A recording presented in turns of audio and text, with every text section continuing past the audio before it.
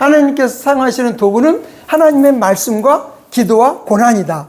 그러니까 하나님의 말씀과 기도라는 것은 이해는 하겠어요. 그러니까 하나님께서는 말씀을 통해서 우리를 사용하시고 우리가 기도를 하게 함으로 하나님께서 능력을 보여주시는 건 알겠는데, 이제 고난이라는 것을 아주 좀 독특한 것 같아요. 그런데 사실 고난도 맞는 게 뭐냐면, 여기서 이제 이어스 목사님이 지적하시는 것 중에서 바울이 빌립보 감옥에 갇혀 있잖아요. 갇힌 건 고난이잖아요. 고난 가운데서 하나님이 능력을 행하셨잖아요. 나올 수 있게 하고 또 간수에게 복음을 전할 수 있는 기회가 만들어지고, 그러니까 고난이 오히려 하나님께서 사용하시는 도구다. 그건 맞잖아요. 근데 우리는 고난을 싫어하는데, 그런데 우리에게 당한 고난도 하나님께서 우리를 쓰시는 도구가 된다.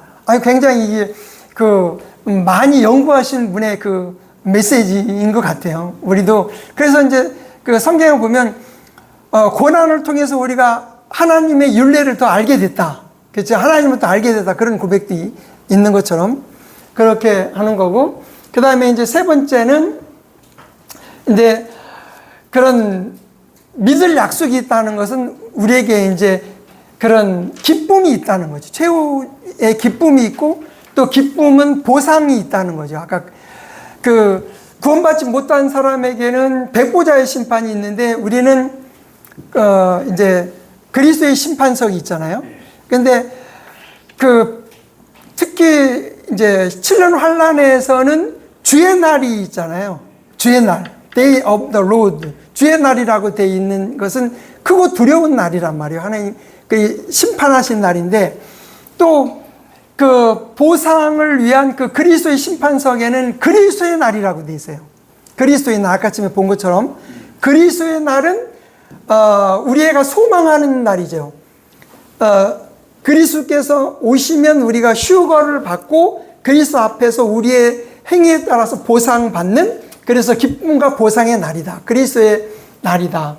그래서 이제 이런 내용이 이제 여기에 있는 내용이고요. 내용인 즉슨 사실 읽으면 굉장히 심플해요. 요번에 건. 그리고 전에 건 좀 어려운 면도 있었죠. 근데 읽으면 다 이해가 아주 쉽게 될 수 있는 부분인데, 이제 지금 오늘 오전에 말씀드린 대로 느헤미야를 한번 보자고 했기 때문에 느헤미야를 먼저 보고 하겠습니다. 그래서 이제 우리가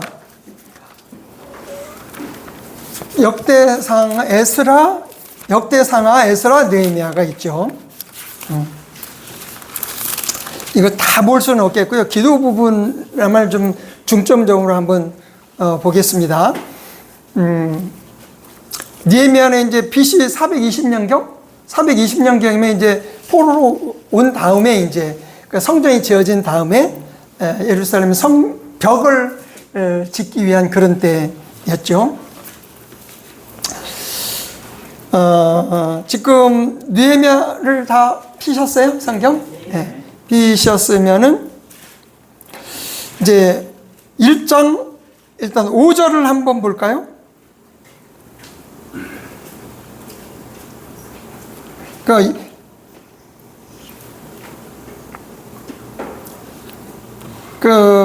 제가 우선 3절을 제 3절을 먼저 볼게요. 그러나 그들이 나에게 말하기를 포로 생활로부터 떠나 남겨진 거기 속주 안에 있는 남은 자들은 크나큰 고난과 비방 가운데 있나이다.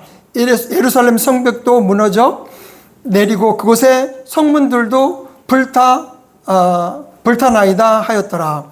그래서 이제 느헤미야가 이 소식을 들었어요. 예루살렘의 상황을. 그리고 나서 이제 5절 1절만 한번 우리 황장님부터 1절만. 느헤미야 1장 1절. 1장 5절하고 11절. 예. 이같이 말씀드렸더라. 오 하늘의 주 하나님이여, 제가 당신께 간청하오니 그분을 사랑하고 그분의 명령들을 준수하는 자들에게 언약과 자비를 지키시는 위대하시고 공포스러우신 하나님이여. 예. 그러니까 일단 하나님께 대한 찬양이 있죠. 하나님께 그 소식을 듣고 이제 하나님께 그 성벽을 건축하고자 하는 그런 소원이 생겼어요. 소원이 생기고 나서 이제 하나님께 기도하는 거죠. 그러니까 소원이 생기고 나서 내 힘으로 할 수는 없잖아요. 하나님의 힘으로 하게 이제 기도하는 거예요. 그 다음에 11절. 오 주여, 제가 당신께 간청하오니 지금 당신의 종의 기도에 또 당신의 이름을 두려워하기를 열망하는 당신의 종들의 기도에 당신의 귀로 하여금 열중하게 하소서. 그리고 제가 당신께 간구하오니 이날 당신의 종을 형통하게 하시고 이 사람의 목전에서 그에게 자비를 허락하여 주소서. 예, 이 사람의 목전에서가 이 사람은 바로 이제 아닥사스다 왕. 그 2장 1절에 보면 이름이 좀 다르네. 예전에 하고요. 크세르크세스 이름이 좀 아르타크세르크세스. 아르타크세르크세스. 예. 그래서 이 사람이 목전에, 그 왕의 목전에 그에게 자비를 허락하소서 하고 이제 하나님께 이제 기도하고 이제 왕 앞에 나가는 거예요. 그러니까 이런 것을 우리가 본받자는 거죠. 어떤 상황이 벌어졌을 때 잠깐 동안 기도 드리는 거예요. 잠깐 기도 드리면서 하나님께.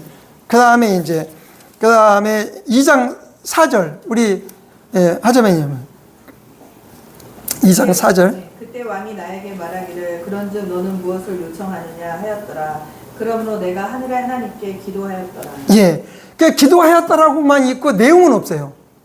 그러니까 느헤미야가 그럼 네가 왜 슬퍼하느냐 하고 물어보니까 이제 대답을 하는 순간 그 순간이 왕에게 직면하고 있으니까 길게 기도를 못 하잖아요. 그러니까 그 짧은 기도를 드린 거예요. 그러니까 내용은 여기 안 써 있지만 그러므로 내가 하늘의 하나님께 기도하였더라.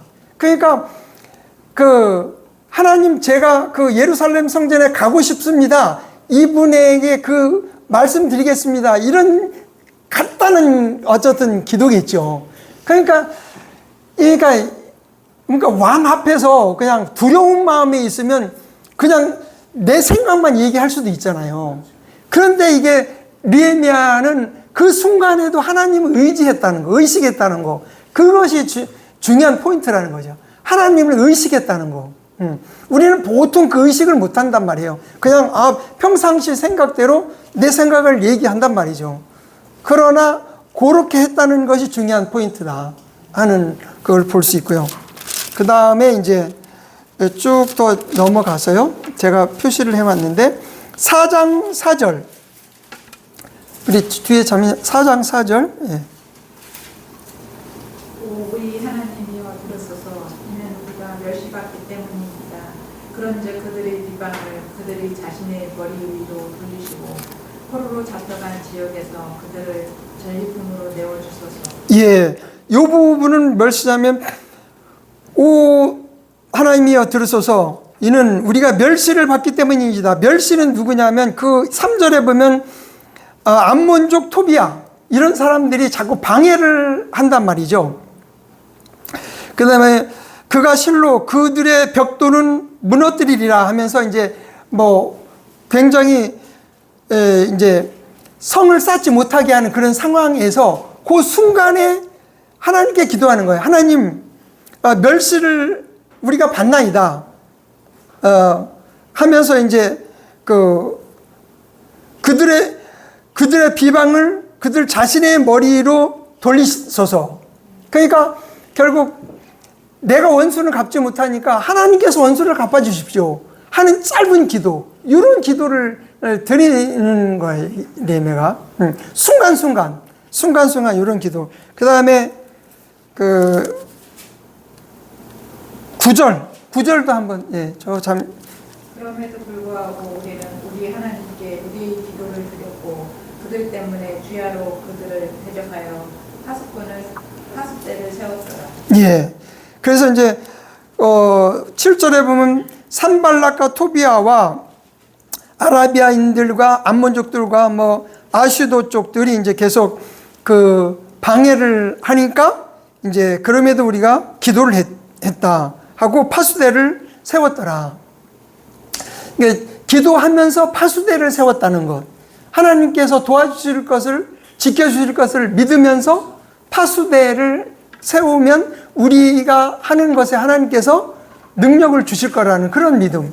그러니까 이게 이제 그 하나님의 주권, 인간의 책임이 같이 역사하는 거죠. 우리가 할 수 있는 것을 하면서 하나님께서 그것을 복 주시는 그런 이제 믿음을 보여줬다는 걸 볼 수 있고요. 그 다음에 그 5장 19절. 5장 19절, 마지막 절이요.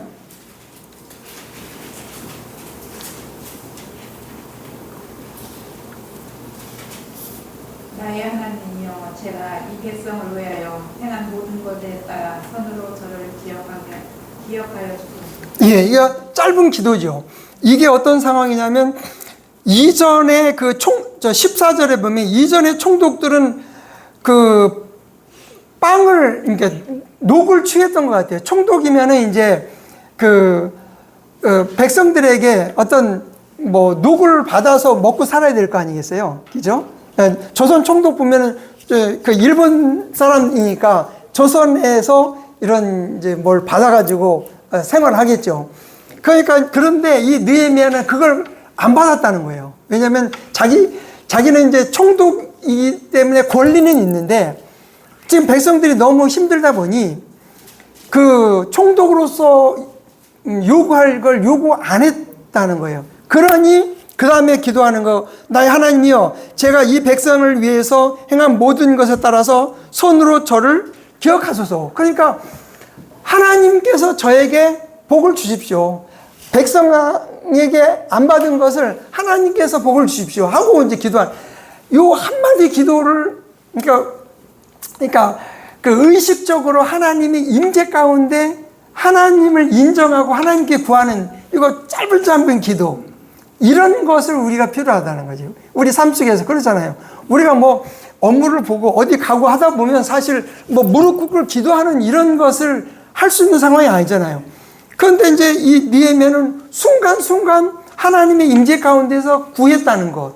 이것이 물론 이제 다니엘은 정해진 시간, 아침, 점심, 저녁 문을 열고 고정 시간에 기도했잖아요. 이런 기도도 하나님이 받으시는 거고, 느헤미야처럼 순간순간 하나님의 임재 가운데 하나님을 의지하는 것.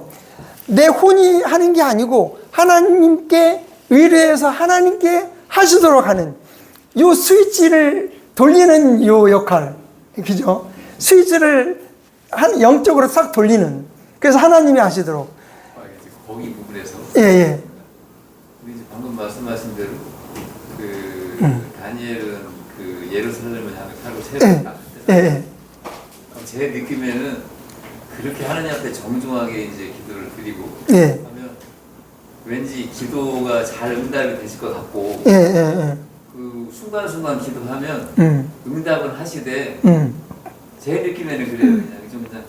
그냥 그래 뭐 이런 반응으로 그래서 생활 자체에서 습관을 잡고 이렇게 드려야 되는데 여기 독립침례에 와서 얘기 들으면 이제 그런 부분을 많이 터치를 하신단 말이에요.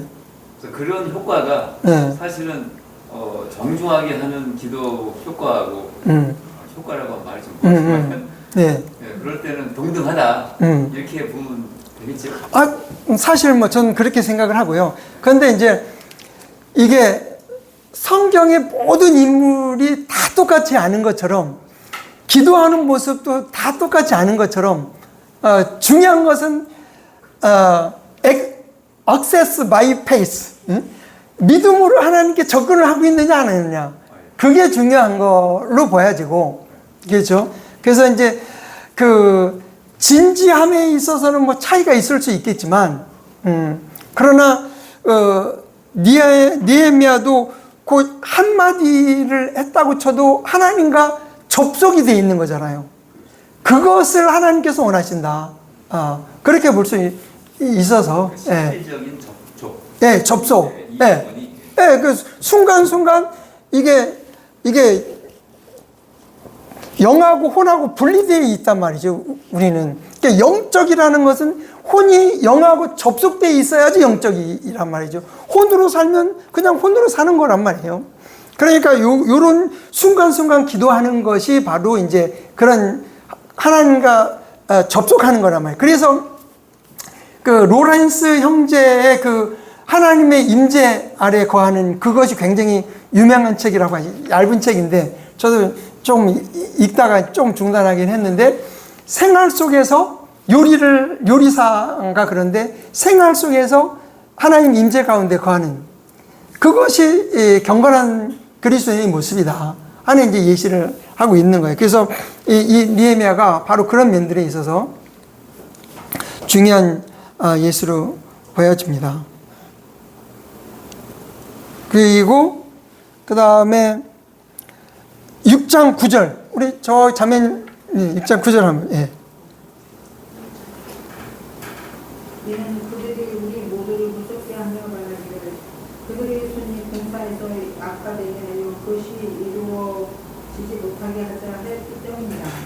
그러므로 이제 오 하나님이여 저희 구성을 강화시켜 주시옵소서. 예. 요 한마디예요.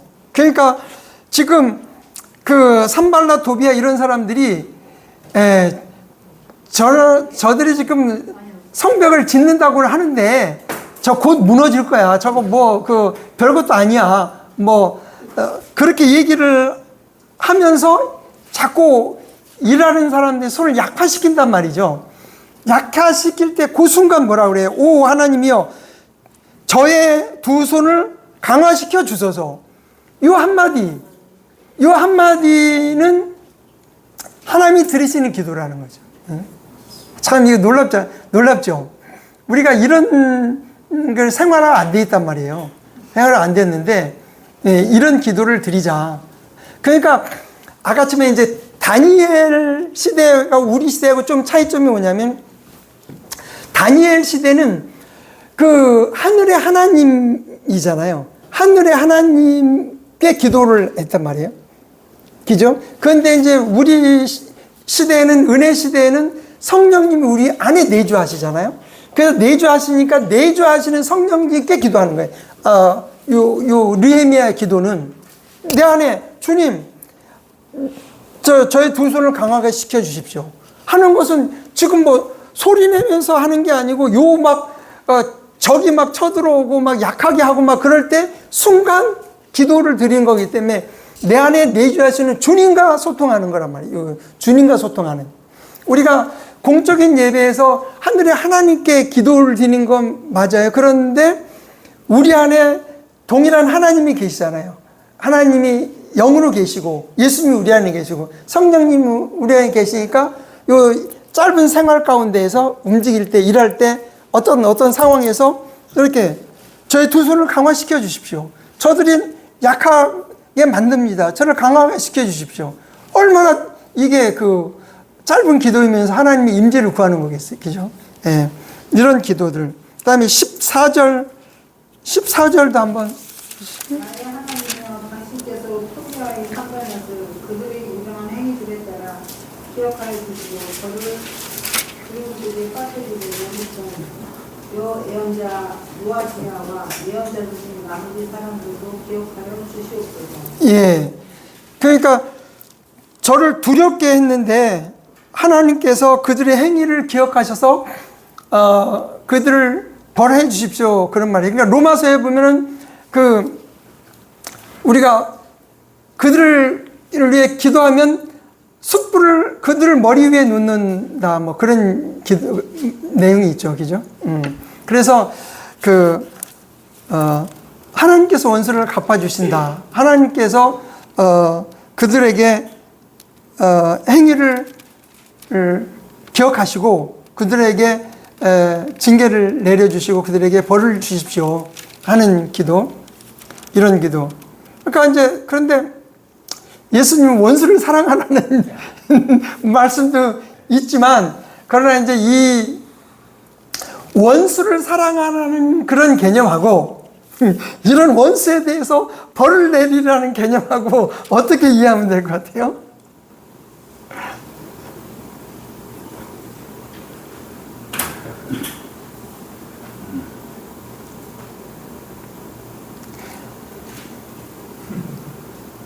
그러니까 사실 예수님이 이제 말씀하셨을 때 내 원수를 사랑하라고 하고 그를 위해 기도하라고 그러잖아요. 그것은 사실 개인 1대1 관계잖아요. 1대1 관계.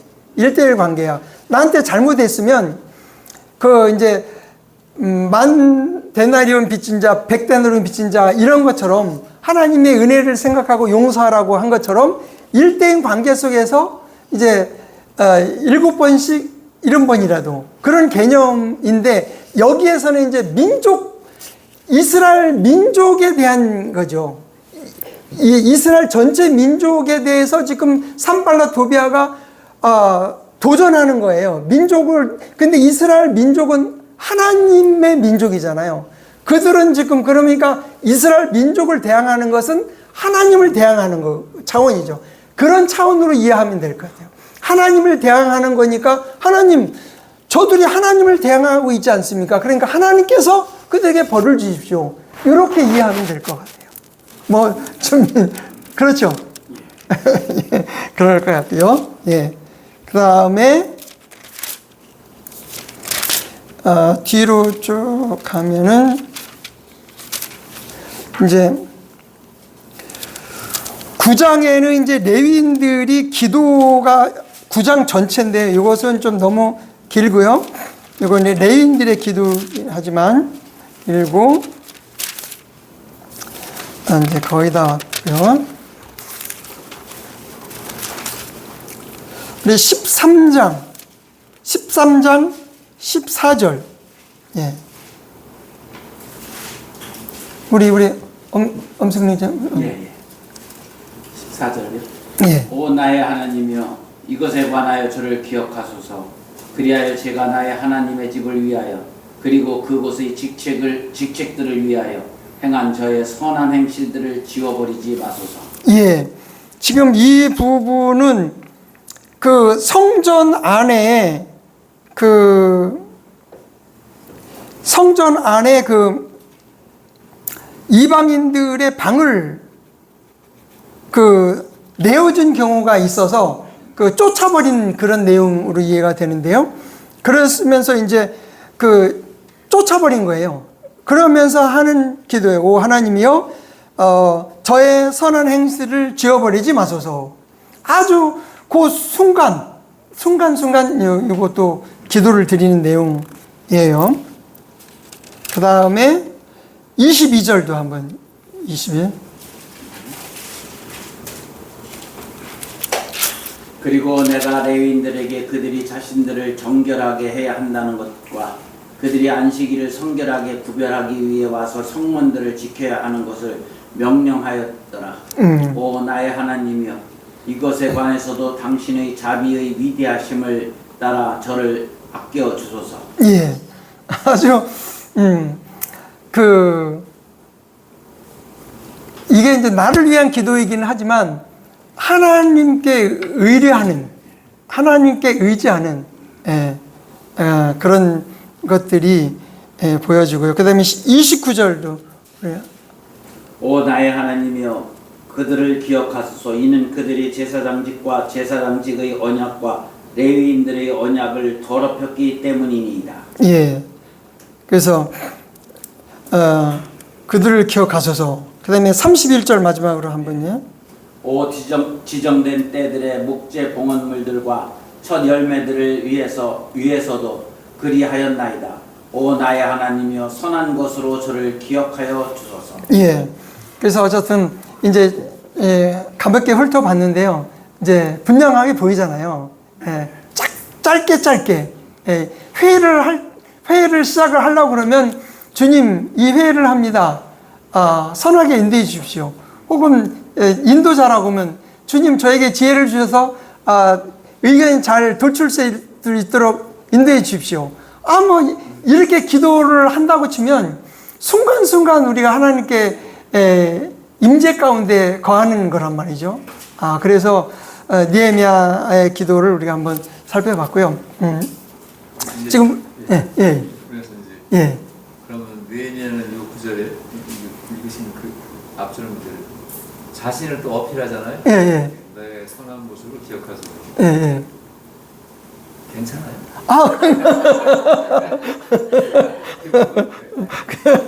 아니 좀 민망스러워서. 좀 민망스러운 것 같긴 하죠.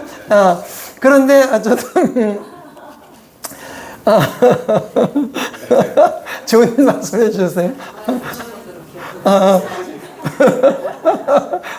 우리 엄상사랑님 어떠세요? 그렇게 나 자신을 어필할 때 하나님께서 보실 때 아이고. 네. 그러니까 이게 우리 이제 말씀드렸으니까 엄사성전인이 이제 그 아이들에게 얘기를 할 때 하나님이 아버지한테 접근할 수 있는 그런 사랑스러운 아버지로서 모습을 보이려고 노력하는 걸 제가 이제 보게 되는데, 근데 사실 이 부분에서는 그런 면이 있겠죠. 굉장히 친근감이 있죠. 하나님과 굉장히 친근감이 있고 순간순간 너무 격식을 하는 게 아니고 그냥 아뢰는 거예요. 그냥 아뢰는 거예요. 그래서 이제 우리 신약 시대에 우리 안에 성령님이 계신데 지난번에 이제 김영기 목사님 굉장히 이제 그걸 잘 설명해 주셨는 게 있는데, 그러니까 우리는 무엇을 구할지 잘 모른다고 그랬잖아요. 무엇을 구르는데 일단 우리가 기도하면 성령님께서 잘 보고 걸러내가지고 아버지께서 받으실 것만 올려주신다. 그거 잘 표현을 해주셨어요. 그죠? 예. 그러니까 때로는 우리가 형제님처럼 이건 나의 선을 전부 드러내는 게 아닌가 싶다 할지라도 그냥 일단 하나님께 한번 구해 보시면 성령님께서 애교로 봐주시면 그거를 아버지께로 올려드리면 아버지께서 이제 해결해 주시는 거. 그래서 구하는 건 내가 할 일이고 그 다음에 응답해 주시는 건 아버지가 할 일이고, 그런데 이제 적당한 때 해 주실 거 아니에요. 그러니까 그렇게 하면 자유롭다는 거죠. 우리가 올려드렸으니까 하나님께서 적당한 때 내려주십시오. 이렇게 되면, 근데 이제 하나님 올려드렸으니까 꼭 언제까지 해주십시오. 이렇게 이렇게 하면 이제 좀 기다려라. 가는보다 때를 써야지. 그건 각자 믿음으로. 그래서 이제 누가복음 18장에 있는 것처럼 예수님의 그 기도의 예를 말씀하신 것은 기도하고 낭망치 말아야 할 것을 예를 들어서 말씀하신 거잖아요. 그러면서 막 이제 불의한 재판장한테 막 이제 때를 쓰는 거 하물며 아버지께서 들으시지 않겠느냐 하고 그랬는데, 그래서 이제 보통 교회들에서는 막 이제 기도원에 가서 될 때까지. 근데 어쨌든 그건 이제 그걸 비난할 건 없고요. 각자 믿음대로 하는 거예요. 각자 믿음대로 하는데, 그런데 각자 믿음대로 하는데 사실 하나님이 안 들어주실 때도 있는 거죠. 지난번 말씀드렸듯이 이스라엘이 70년이라는 바벨론 포로가 정해져 있는데 하나님 포로에서 벗어나게 해주십시오. 안 들어주시네. 70년이 일단 지나야 돼. 그렇지만 하나님 그 기도 내용은 안 들어주시지만 그 기도하는 그의 모습은 하나님께서 받으신다. 그래서 이게 기도 내용하고 기도하는 자세하고 때로는 분리실 필요가 있다. 그러면 좀 자유롭잖아요. 그냥 내가 내 기도를 했는데 꼭 들어주셨어 하고 그냥 누구한테 자랑하고 싶어서 하는 사람들도 좀 있는 듯 하잖아요. 그런데 그건 이제 응답은 하나님께서 하신 일이고 나는 그러니까 빌립보서 4장 6, 7절에 있는 것처럼 아무것도 염려하지 말고 오직 모든 일에 기도와 간구로 너희 구할 것을 감사함으로 일단 아뢰라. 아뢰는 것은 우리의 책임이고, 그러면 모든 지각에 뛰어난 하나님의 평강에 그리스도 예수 안에서 너희 마음과 생각을 지키시리라. 그것은 하나님이 하시는 거고. 그러니까 아뢰는 것은 우리 책임이고 우리 마음을 그 평안하게 지켜주시는 것은 하나님이 할 일이고. 그러니까 너무 기도 응답 자체에 매여가지고 이렇게 들어주실까 안 들어주실까 걱정하지 말고 그냥 내 마음에 있는 것을 아뢰는 그것이 1차적으로 이루어져야 될 것 같다 이런 생각을 하고요. 그다음에 우리 지금 교환을 여기 이거 보고 읽어보면 좀 읽어볼까요? 예, 아마. 그래서 우리 이렇게 해서 우리 김명훈 자매님 목소리가 좋으니까 한번 쭉 천천히 한번. 죄송합니다. 제가 저희 글씨가 안 나와요. 글씨가 안 나와서 전혀 읽을 수가 없고. 일단 할때 지난번에 지금 이제 느헤미야를 예. 기도를 들으면서 예. 지난 주일날 있었던 예. 두 분이 생각이 나서 그래요. 한번 좋네. 그러면 간증 한번 해보세요. 예. 여기 앉아서 했네요. 저 그렇잖아도 엄승천왕님 이제 모임에 그 간증하자는 얘기를 하셨으니까 일로 한번 오세요. 예. 어떠세요? 예. 의원들이 말씀 많이 그냥 가볍게 하려고 지난 주일 지난 주일에 이제 두 분을 교회에서 식사 시간에 이제 만나게 됐어요. 근데 그 두 분의 특징이 뭐냐면 이게 이 교회 저 교회 돌아다니면서 이렇게 밥을 먹으러 다니는 그런 분이었어요. 근데 지난 크리스마스 때 이제 교회에 왔고 그 다음부터 띄엄띄엄 와서 예배 끝날 시간에 꼭 와서 이제 밥을 많이 먹고 이런 거에 이제 이렇게 하는데 그것 때문에 이제 자녀들이 좀 힘들어하는 그런 상황이었던 걸 듣고 있었는데 누군지는 몰랐어요. 지난 주일날 이제 그분들이 오셨다고 연락을 받아서 제가 가서 같이 이제 교제를 하게 됐거든요. 잠시 대기. 저안 하고 싶어. 마이크. 여기다.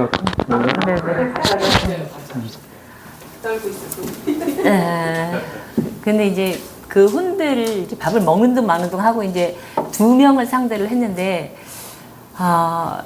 분위기는 전혀 말씀에 관심이 없기 때문에 어떻게 접근을 해야 될지도 모르겠고 어떻게 이분들에게 진도를 나가야 될지도 사실 모르겠는 거예요. 그 이제 2시 예배 전까지 약 1시간 정도밖에 시간이 없으니까. 그런데 그분들한테 접근을 하려고 했더니 계속 자기들의 욕심, 자기들의 합리화만 하지 이 교회에서 요구하는 거엔 전혀 관심이 없는 거예요. 그냥 나 욕구만 채우고 가면 끝인 거예요. 근데 우리의 목적은 그게 아니거든요.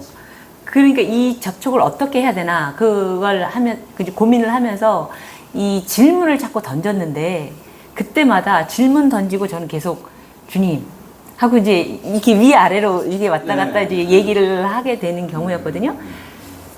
그러다가 접근을 하면서 그 한 분은 아주 팔짱 끼고 관심 없이 하는 분이었고 한 분은 좀 반항적인 분이었고 근데 저는 관심 없는 분을 놓고 이 한 분 반항적인 분을 데리고 나가서 1대1로 하고 싶었던 마음이었는데 상황이 그렇지가 않았어요. 어쩔 수 없이 두 분을 놓고 해야 되는데 그러면 이럴 때 누구에게 초점을 맞춰서 해야 되는지 그런 갈등도 있고 이제 막 속에서 굉장히 많은 갈등이 있더라고요. 얘기는 하고 있는데 그 상황에서 주님 이 태도를 보면 여기서 제가 복음을 전하면 너무 내가 싼 값으로 복음을 헐값으로 넘기는 것 같은 생각도 들고 또 준비가 안 됐는데 내가 전하면 강요가 되는 것 같고 또 오늘 뭐 마음이 안 들어서 다음에 안 올 수도 있고 이런 갈등 속에서 주님 내가 어떻게 하는 것이 가장 지혜로운 거냐 이렇게 질문을 하고 그 다음에 주님 나는 내 생각으로 주님을 제한하고 있는 것 같다. 이제 그런 순간순간 들으면서 그런 기도를 하는데 주님께서 인도해 주세요. 그러고서 계속 질문을 하는데 마침 그 반항적인 분이 예, 이런 얘기를 했어요. 아, 자기가 볼 때 교회 다닌다는 사람들이 말이야 안 다니는 사람하고 똑같이 다 죄를 짓는다. 그러니 그 사람들을 볼 때 나는 그래도 근사한 편이다. 라는 식으로 얘기를 해서 이제 막 지적질을 하길래 이제 그게 죄다. 라고 이제 시작을 했어요. 그래서 그때부터 죄가 뭔지를 이제 성경을 로마서를 펴서 이제 얘기를 하기 시작했어요. 근데 의외로 잘 받아들이니 반항하는 분이. 그러니까 나는 계속 주님이 이 사람의 마음을 열어주세요. 이 사람 마음을 열어주세요. 지각을 열어주세요. 계속 그렇게 하면서 내 할 도리만 합니다. 그 마음으로 기도하면서 이제 계속 복음을 쭉 전했는데 의외로 하나님께서 역사하시기를 팔짱 끼고 있던 분과 이 분이 둘 다 동시에 예수님을 영접했어요. 그 복음을 점점점 전할 때 그 받아들이는 태도가 진지했고 자기들이 예수님을 영접을 하는데 그 확신 과정에서 또 설명을 했을 때 이제 예수님이 내 안에 계시다는 걸 난 알겠다. 그런 얘기를 하면서 자기들이 이제 여러 교회 다녀봤지만 오늘 여기서 듣고 싶었던 얘기다. 이런 얘기를 하는 거예요. 그래서 저는 순간 많이 놀랐어요. 제 개인적인 생각으로 내가 오늘 전하면 강요가 되겠다. 헐값으로 넘기고 싶지 않다. 이 생각이 있었는데 거기에 내가 한계를 둬서 적당히 하고 그냥 돌려보내면 어떻게 됐을까. 그 생각이 들어서 참 순간 의뢰하고 그냥 내 할 도리만 했을 때 하나님께서 도구로 사용하셨다.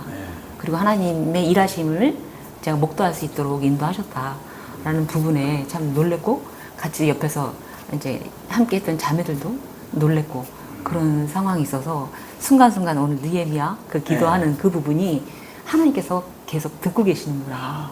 그걸 경험하는 지난 한 주였어요. 아멘. 맞습니다. 결혼을 잘하셨어요. 예, 저도 그렇게 생각합니다. 예, 그러시면 요건 이제 여기서부터 우리 하자매님이 좀 잘 읽으실 것 같아요. 눈 잘 보이시죠? 예, 요 앞에 이쪽으로 한번 물어보셔가지고. 예. 저기 뒤에 잘 본 것처럼 읽으라고요. 아니 뭐 어디 메시지부터? 예, 메시지부터 쭉 한번. 읽어보죠. 예. 좋은 모범의 짜증보다 참기 어려운 것들은 없다 하고 마크 트웨이는 말했습니다. 아마 좋은 모범에 대하여 가장 짜증나게 하는 것은 우리들의 자신의 삶에서 그와 같은 것을 성취할 능력이 없다는 것입니다. 위대한 사람을 위한 감탄은 우리를 고취시키지만 그것이 우리에게 능력을 주게 할 수는 없습니다. 그 사람이 우리 자신의 삶으로 들어가서 그의 기량들을 공유할 수 없다면 우리는 큰 성취에 이를 수 없습니다. 그것은 외부에 있는 단순한 모범보다는 내부에 있는 권능이 필요합니다. 바울은 순종적인 생각의 실행에 있어서 위대한 모범으로서 바로 예수 그리스도를 제시했습니다. 우리는 그것을 읽고 그것에 동의합니다. 그러나 우리가 어떻게 그것을 실천해 갈 것인가? 죽을 운명의 사람이 예수 그리스도께서 성취하셨던 것을 어떻게 성취할 것을 기대할 수 있겠습니까? 단지 시도하는 것이 거의 주제넘은 듯합니다. 우리는 여기에 있습니다. 겸손을 개발하면서 그리고 우리는 주 예수 그리스도를 감히 모방함으로 자부심을 실천하고 있습니다. 예. 그 문제는 실제로 그렇게 어렵지 않습니다. 비록 더 높은 목표는 우리가 더 많은 것을 성취할 수 있게 하지만 바울은 우리가 별을 향해 손을 뻗기를 요구하는 것이 아닙니다. 오히려 바울은 우리에게 순종적인 생각과 신성한 능력이 하나님께서 명령하신 것을 성취한다는 신성한 패턴을 우리 앞에 제시하고 있습니다. 너희 안에서 역사하시는 분은 하나님이시라. 빌립보서 2장 13절. 그것은 모방이 아니라 성육신입니다. 그리스도께서 내 안에 사십니다. 그리스도인의 삶은 1년의 올라갔다 내려갔다 하는 것이 아닙니다. 그것은 오히려 안과 밖의 과정입니다. 하나님께서 안에서 일하시고 우리는 밖으로 일을 합니다. 우리는 하나님께서 우리에게 가능하게 하시는 신성한 공급에 반응함으로 순종적인 생각을 경작할 수 있습니다. 예. 이제 제가 한번 읽어볼까요? 성취야. 예, 이 서론 부분은 이해가 가시죠? 예, 예. 그 다음에 네, 1번. 1번. 성취하기 위한 목적이 있다. 이제 2장 12절로 또 14절부터 16절까지요. 너희 자신의 구원을 나타내라. 워크아웃. 이것은 너희 자신의 구원을 위해서 일하라. 워크포가 말씀하고 있지 않다는 거죠. 우선 바울은 이미 성도들이 이제 빌립보서 1장 1절에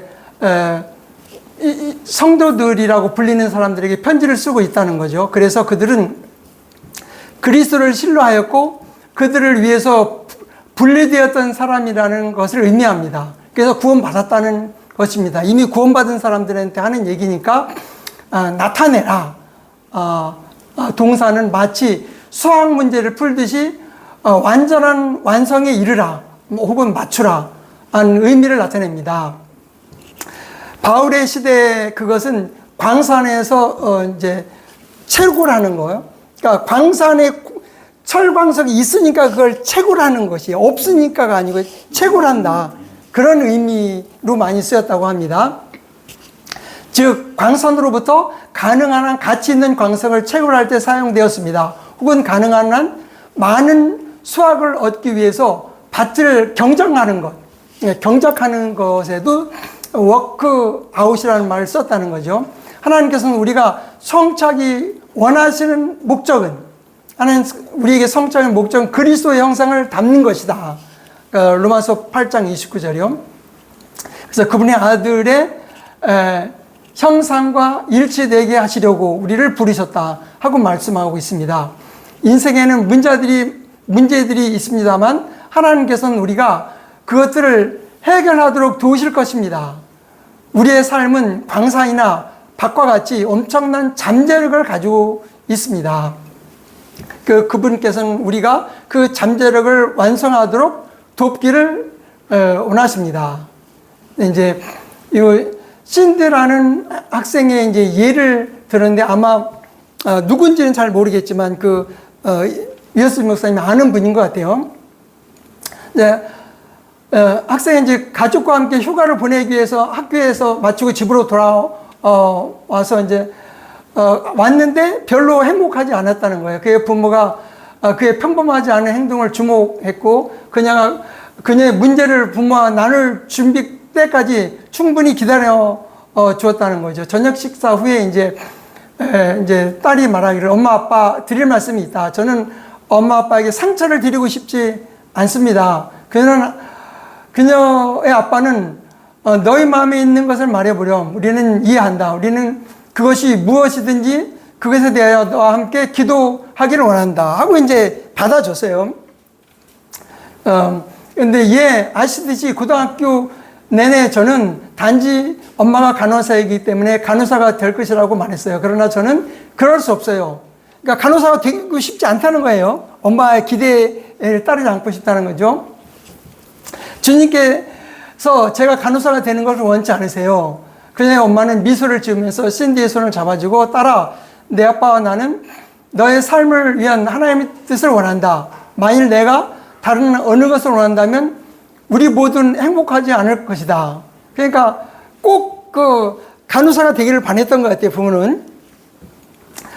그러나 이제 신디는 용기 있는 것을 행했습니다. 그녀는 그녀 자신의 구원을 드러내는 것, 즉 그녀 자신의 그리스도인의 삶을 드러내는 원하는 결정을 했습니다. 그리고 다른 어느 누군가가 자신에게 기대하는 것을 행하기를 원치 않았다. 그것이 부모일지라도.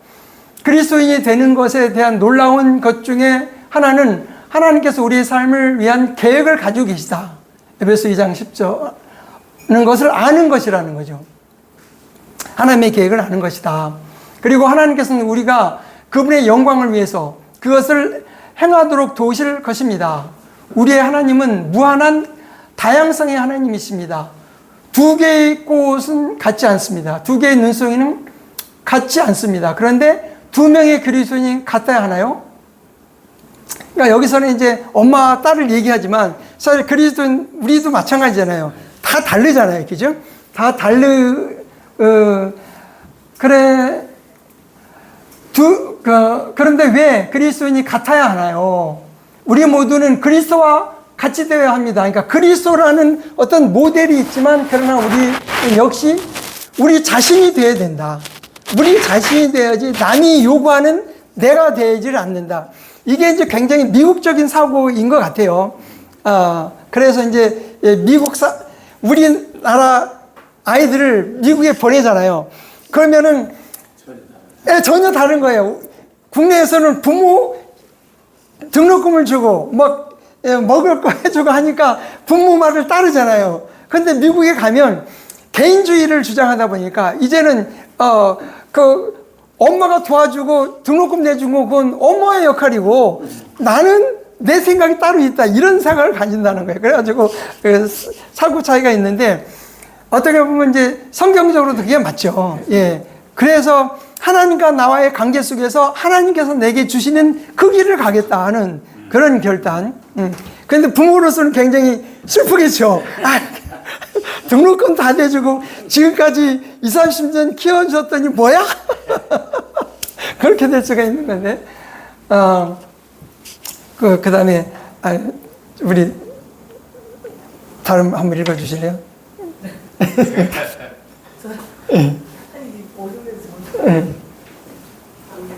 너희 구원을 드러내라는 구절은 아마도 빌립보 교회에 있는 특별한 문제들과 특별히 관련이 있는 것 같습니다. 그러나 그 언급은 역시 개개인의 그리스도인에게 적용됩니다.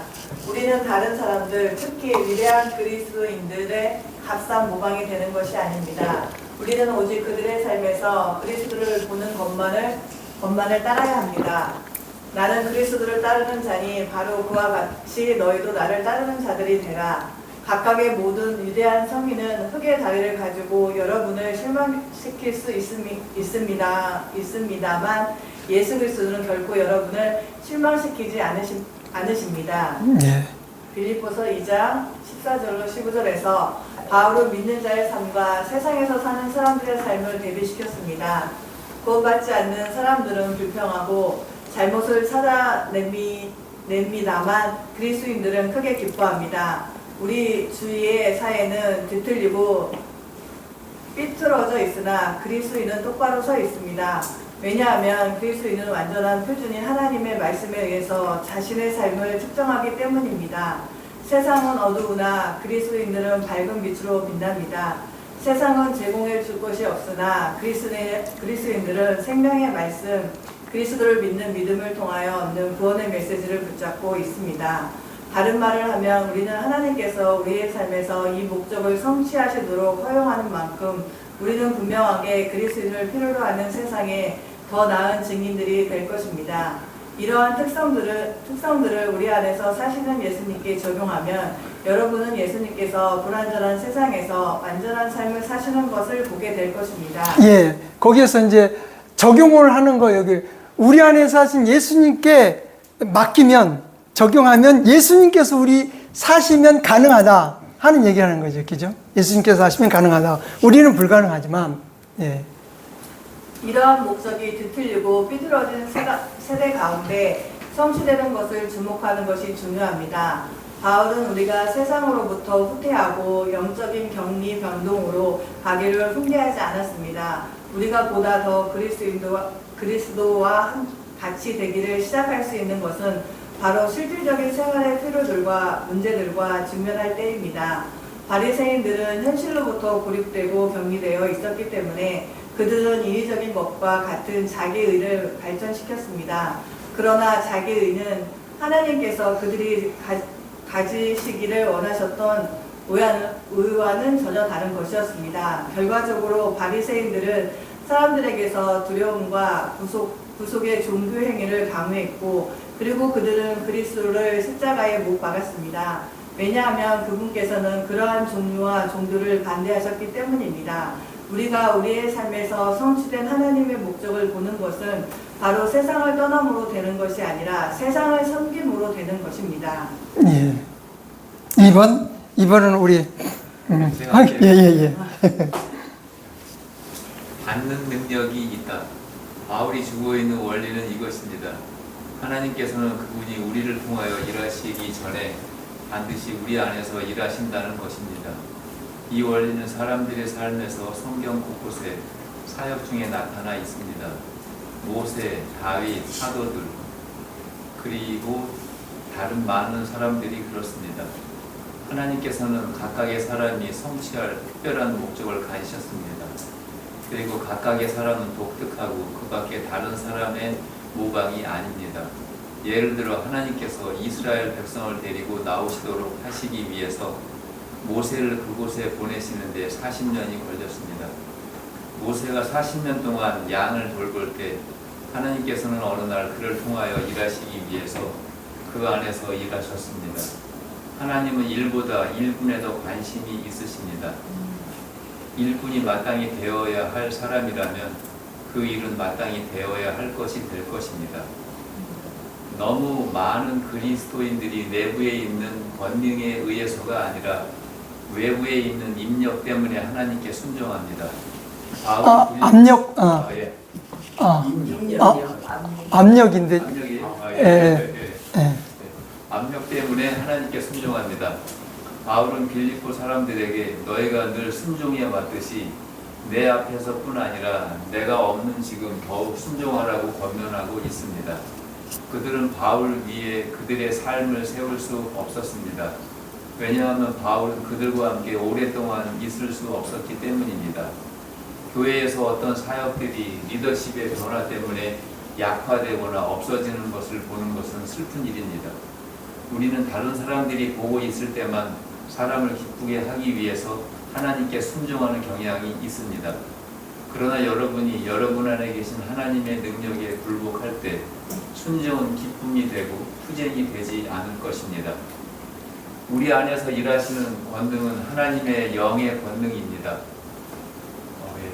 영어 단어 에너지는 빌립보서 2장 13절에 있는 역사하다를 번역한 단어로부터 유래되었습니다. 역사한다는 것은 우리 안에서 그리고 우리를 통하여 일하시는 하나님의 신성한 에너지입니다. 예수님께서 지상에서 사역하고 계실 때 그리스도를 강하게 하신 동일한 성령님께서 역시 우리를 강하게 하실 수 있으십니다. 그러나 우리는 육체와 마귀의 에너지가 역시 일하고 있다는 사실을 깨달아야 합니다. 그리스도의 죽음과 부활과 승천 때문에 하나님의 신성한 에너지가 우리에게 가능하게 되었습니다. 문제는 여기에 있습니다. 우리는 어떻게 그것을 사용할 것인가? 하나님께서 성령님으로 인하여 우리의 삶에서 역사하시도록 어떤 무기들을 사용하시는가? 3가지 무기가 있습니다. 하나님께서 역사하시는데 쓰시는 무기들은 하나님의 말씀, 기도, 그리고 고난입니다. 하나님의 말씀, 데살로니가전서 2장 13절, 이런 까닭에 우리가 또한 하나님께 끊임없이 감사하노라. 이는 너희가 우리에게서 들은 하나님의 말씀을 너희가 받아들였을 때 너희가 그 말씀을 사람들의 말로 받아들이지 아니하였고 그 말씀이 진리 안에 있는 것 같이 오직 하나님의 말씀으로 받아들였기 때문이라. 그 말씀이 또한 믿는 너희 안에서 효과적으로 역사하느니라. 예, 말씀은 믿는 너희 안에서 효과적으로 역사한다. 예. 하나님의 신성한 에너지는 그분의 영감받은 말씀을 통하여 우리의 삶에 방출됩니다. 우주를 존재하게 하신 동일한 말씀이 우리의 삶에서 신성한 능력을 방출하실 수 있습니다. 그러나 우리는 그 말씀을 인정해야 할 책임이 있습니다. 그리고 우리는 그 말씀을 사람의 말로 다루지 말아야 할 책임이 있습니다. 하나님의 말씀은 독특합니다. 그것은 영감을 받았고 권위가 있으며 정확무오합니다. 만약 우리가 말씀을 인정하지 않는다면 하나님의 권능은 우리 삶에 힘을 줄 수 없습니다. 그러나 우리는 또한 반드시 그 말씀을 사용해야 합니다. 받아야 합니다. 이것은 듣는 것 혹은 읽거나 그것을 연구하는 것 이상을 의미합니다. 하나님의 말씀을 받는 것은 그것을 환영하고 그것이 우리 내면의 존재의 일부가 되게 해야 합니다. 하나님의 말씀이 영적인 사람과의 관계는 음식이 입체를 가진 사람과의 관계와 같습니다. 마지막으로 우리는 그 말씀을 적용해야 합니다. 말씀은 오직 믿는 자들에게만 역사합니다. 우리가 하나님의 말씀을 신뢰하고 그것에 따라 행할 때 하나님의 권능이 우리 삶에 나타납니다. 누가복음 1장 37절에 마리아에 대한 천사의 약속, 누가복음 1장 37절, 이는 하나님께는 아무것도 불가능하지 않을 것이기 때문이라. 이 말씀은 하나님으로 온 어떠한 말씀도 권능이 무효화되지 않을 것이다 라고 번역할 수 있습니다. 하나님의 말씀은 성취의 권능을 가집니다. 그리고 믿음이 그 권능을 방출합니다. 우리는 이 진리가 예수님의 생애에서 운영하는 것을 봅니다. 그분은 그분의 손을 뻗으시며 불구가 된 사람에게 명령하셨고 바로 그 명령은 그에게 순종하고 치유되는 능력을 주었습니다. 그분은 베드로에게 물 위로 걸어서 주님께 오도록 명령하셨고 그 명령은 베드로가 그의 믿음을 사용하는 한 그렇게 행하도록 했습니다. 하나님의 능력을 방출하는 것은 바로 하나님의 명령을 믿는 믿음입니다. 그분의 명령은 그분의 활성화입니다. 성령님께서는 우리를 위해서 그분의 말씀의 약속을 기록하셨습니다. 그리고 그분은 우리에게 그 약속들을 붙잡는 믿음을 주셨습니다. 고린도 후서 1장 20절, 이는 그분 안에 있는 하나님의 모든 약속들은 예가 되고 그분 안에서 아멘이 되기 때문이니 우리를 통하여 하나님의 영광에 이르느니라. 기도. 그래서 만약 우리가 하나님의 능력이 우리 안에서 일하시기를 원한다면 우리는 반드시 매일 하나님의 말씀과 함께 시간을 보내야 합니다. 그러나 우리는 반드시 또한 기도해야 합니다. 왜냐하면 기도는 하나님께서 그분의 자녀들의 삶에서 역사하시기 위해 사용하시는 두 번째 도구이기 때문입니다. 에베소서 3장 20절에 이제 우리 안에서 역사하는 권능을 따라 우리가 구하거나 생각하는 모든 것 이상으로 지극히 넘치게 행할 수 있는 분께 성령님은 우리의 삶에서 기도의 실행과 밀접하게 연관되어 있습니다. 사도행전은 기도가 영적인 능력에 신성하게 규정된 근원이라는 것을 분명하게 하고 있습니다. 그리고 말씀과 기도는 함께 갑니다. 만약 그리스도인이 기도의 시간을 가지지 않는다면 하나님께서는 그 안에서 그리고 그를 통하여 일을 하실 수 없으십니다. 성경에서 그리고 교회의 역사에서 하나님께서 사용하시는 사람들은 기도하는 사람이었습니다. 고난, 하나님의 세 번째 도구는 고난입니다. 하나님의 영께서는 그리스도의 영광을 위해서 고난당하는 사람들의 삶에서 특별한 방법으로 역사하십니다. 불같은 시련은 불순물을 태워버리고 신자가 그리스도를 섬기도록 힘을 주는 길입니다. 바울 자신도 빌립보 감옥에서 하나님의 능력을 경험했습니다. 바울은 채찍에 맞고 감옥에서 차고에 채워져 있었습니다. 그런데 그는 고난에도 불구하고 노래하고 하나님을 찬양했었습니다. 바울의 불같은 시련은 역시 간수를 용서할 수 있게 했습니다. 그 사람에게 확신을 준 것은 지진이 아니었습니다. 지진은 그를 거의 자살로 이끌었습니다. 그것은 바울의 용기를 주는 말이었습니다. 그러지 마십시오. 우리는 모두 여기에 있습니다. 이러한 종류의 사랑은 그 사람의 마음을 깨뜨렸습니다. 그리고 그는 바울 앞에 무릎을 꿇고 어떻게 구원받을 수 있는지를 물었습니다. 왜 이렇게 길어요? 이제 여기가 다 끝났습니다. 이제 너무 잘 읽으셨어요. 하나님의 말씀, 기도 그리고 고난은 하나님께서 우리들의 삶에서 사용하시는 도구들입니다.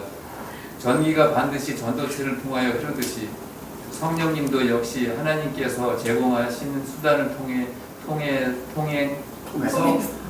역사하십니다. 그리스도인이 하나님의 말씀을 읽고 기도하는 만큼 그는 더욱 그리스도와 같이 됩니다. 그가 그리스도와 같이 되면 될수록 구원받지 않는 세상은 그를 반대할 것입니다.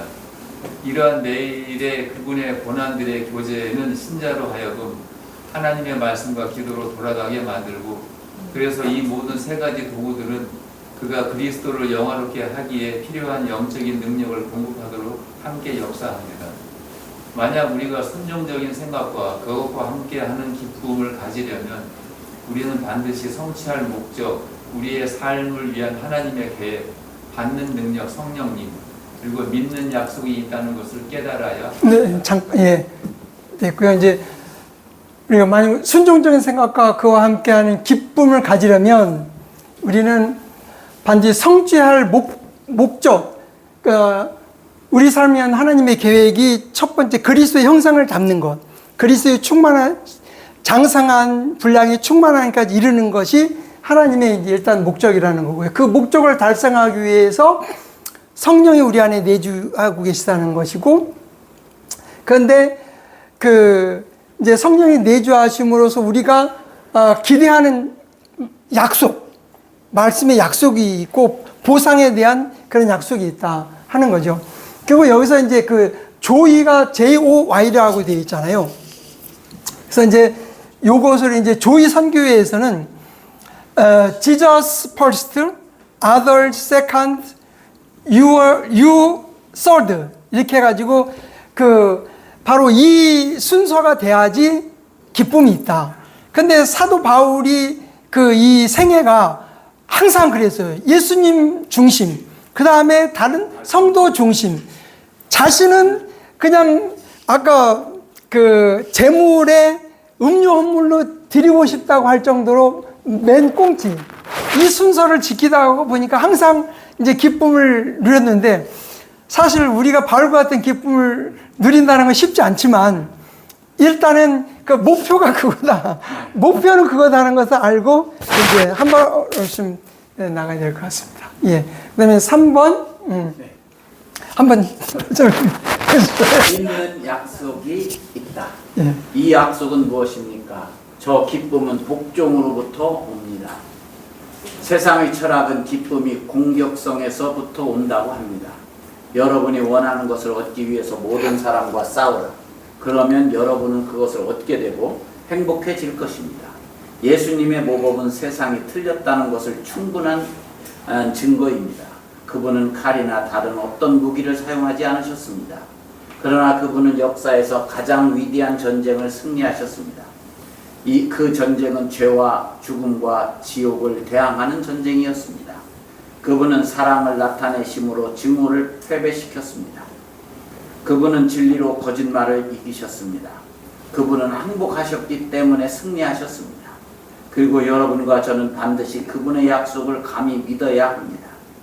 누가복음 14장 11절, 이는 누구든지 스스로를 크게 높이는 자는 낮춰질 것이요 스스로를 겸손하게 하는 자는 크게 높여질 것이기 때문이라. 마태복음 5장 3절, 영안에서 가난한 자들, 겸손한 생각을 가진 자들은 복되나니 하늘의 왕국이 그들의 것이기 때문이요. 순종적인 생각을 소유하고 실천하는 사람에게는 2배의 기쁨이 있습니다. 이후에 기쁨, 여기서 지금 기쁨, 그리스도의 날에 하나님께서는 그분께 신실한 자들에게 보상하실 것입니다. 내 주의 기쁨은 저 보상의 한 부분이 될 것입니다. 신실한 그리스도인은 땅에서의 고난이 하늘에 있는 영광으로 변화된다는 것을 발견할 것입니다. 그는 그의 일이 전혀 헛되지 않다는 것을 보게 될 것입니다. 이것은 십자가에서 고난들을 당하신 우리의 구원자께서 가지셨던 이러한 동일한 종류의 미래의 기쁨의 약속이었습니다.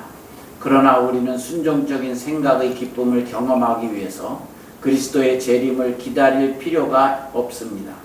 그러한 기쁨은 현재의 실제입니다. 그리고 그것은 희생과 섬김을 통하여 실현될 것입니다. 희생을 말하고 있는 두 구절에서 바울은 기쁨과 크게 기뻐하다라는 말을 사용하고 그것을 반복하는 것을 주목할 만합니다. 대부분의 사람들은 고난을 슬픔으로 연관시킵니다. 그러나 바울은 고난과 희생을 그리스도 안에 있는 더 깊은 기쁨으로 들어가는 문들로서 보았습니다. 빌립보서 2장 17절에서 바울은 희생에 대한 자신의 경험을 음료제물을 드리는 제사장의 것과 비교하고 있습니다. 바울의 시련은 그를 대적하고 있는 처형될 가능성이 있었습니다. 그러나 이것이 그의 기쁨을 빼앗아가지는 못했습니다.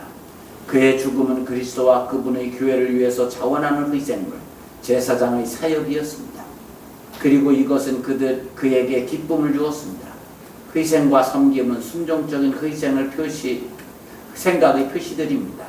그리고 순종적인 생각은 심지어 고난 속에서도 기쁨을 경험하게 합니다. 순종적인 생각을 수행하는 것은 믿음을 취합니다. 우리는 반드시 하나님의 약속들은 진실하다는 것을 믿어야 합니다. 그리고 하나님의 약속들이 바울의 생애에서 역사했던 것 같이 우리의 삶에서도 역사한다는 것을 반드시 믿어야 합니다. 하나님께서는 우리 안에서 말씀과 기도와 고난을 통해서 역사하십니다. 그리고 우리는 우리의 일상생활과 섬김에서 밖으로 나타내야 합니다. 하나님께서는 우리가 그분의 말씀을 받아들이고 믿는 만큼 우리 안에서 그분의 목적을 성취하십니다. 인생은 일련의 실망스러운 기복이 있습니다. 오히려 이것은 기쁨에 찬 안팎의 연속입니다. 하나님께서는 안에서 일하시고 우리는 밖에서 일합니다. 그 신뢰는 그리스도로부터 옵니다. 에너지는 성령님으로부터 옵니다. 그리고 그 결과는 기쁨입니다. 예, 감사합니다. 그래서 이제 우리의 모범은 그리스도시고 그것을 가능하게 하는 것은 성령님이시고 그 결과에 따라서 우리는 기쁨이 있다. 예. 오늘 메시지는 굉장히 이제 은혜가 되는 메시지인 것 같아요. 그죠? 예. 나하고 너무 먼 삶이야.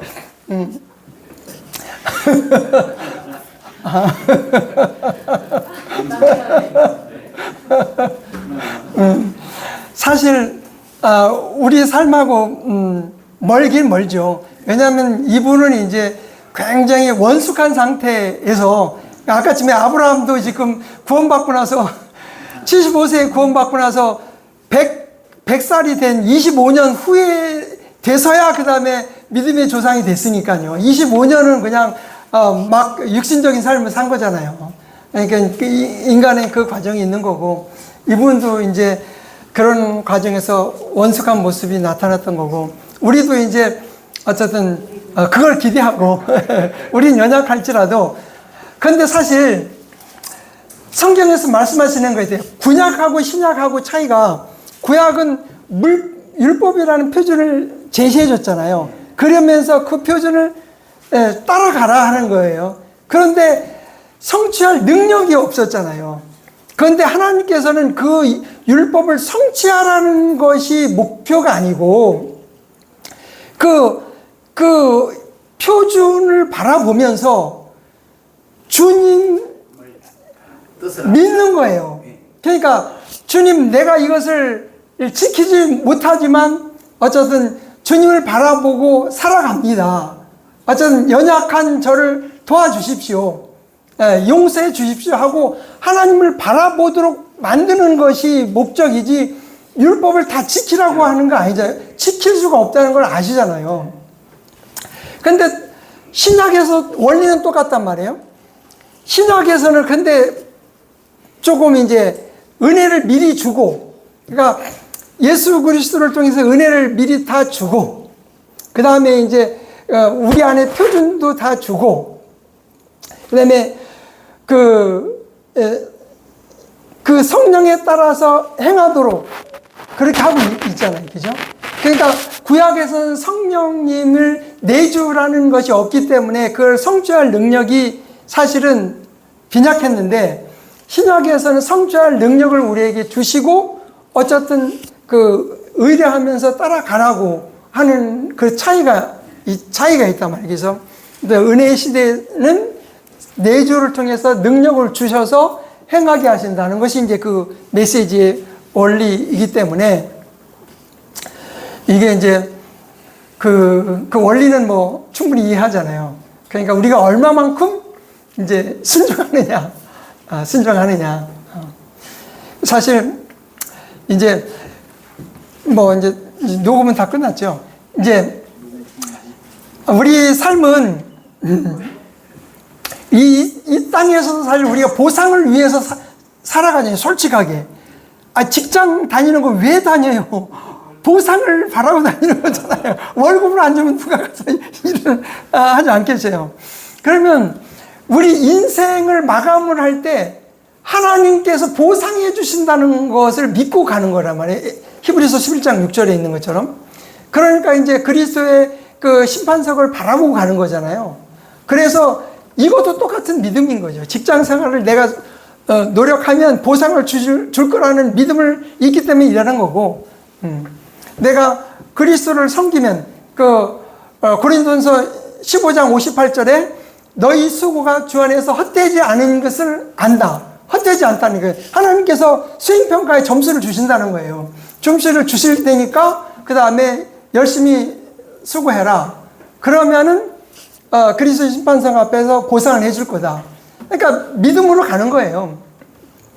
운동선수들도 그 메달이라는 그 보상을 바라보고 하는 것처럼 우리도 어쨌든 바라보고, 그래서 썩지 않는 면류관, 생명의 면류관, 의의 면류관, 그 다음에 기쁨의 면류관, 영광의 면류관, 그 15가지 면류관을 하나님께서 이제 약속하셨으니 어쨌든 그 면류관을 바라보고 전진하자 하는 것이 사도 바울의 권면이고, 그 믿음으로 일평생 달려온 거잖아요. 예. 예. 우리도 어렵지만 예수를 바라보고 사도 바울을 바라보고 실천에 가도록 합시다. 예. 예. 우리 엄승철님 잠깐 기도 한번 해주실까요? 예.